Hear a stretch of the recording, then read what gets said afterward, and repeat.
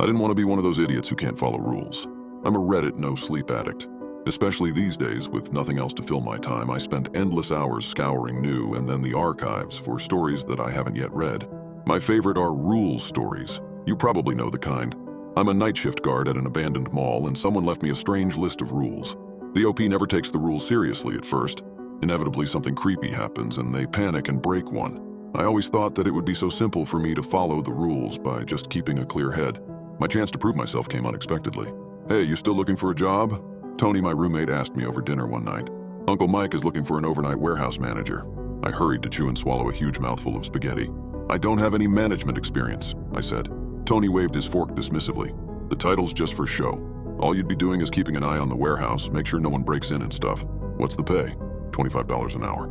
I choked on a piece of onion. As I took a gulp of water massaging my throat, it occurred to me that Tony was doing me a favor. We'd gotten close over 2 years of living together, and he knew that I needed money in a bad way. "Where do I sign up?" I joked. The next day, an Uber dropped me off at 9 p.m. sharp at the warehouse address. The warehouse was an ugly concrete building nestled between a junkyard and a shuttered dentist's office.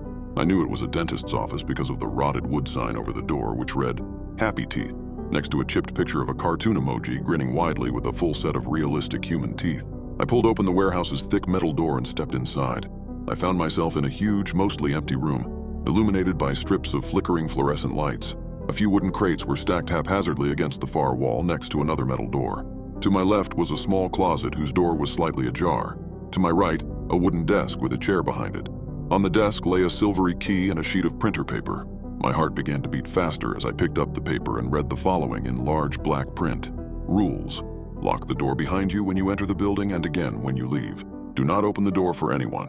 If they are meant to be here, they will have a key. Do not go into the back room, especially if you hear voices coming from it. Ignore any unusual smells. Never open the crates. If they leak, there is a mop in the janitor's closet.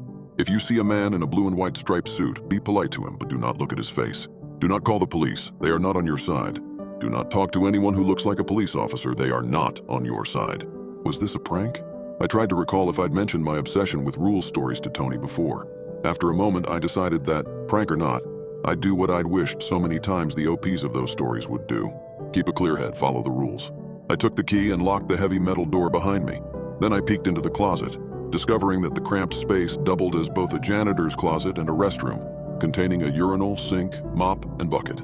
Finally, I sat down at the desk, pulled out my phone, and started scrolling Reddit. I was proud of myself for having avoided the obvious trap.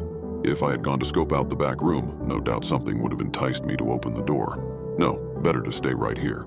Several hours of doom scrolling later, I was sitting in my chair half dozing when a rattling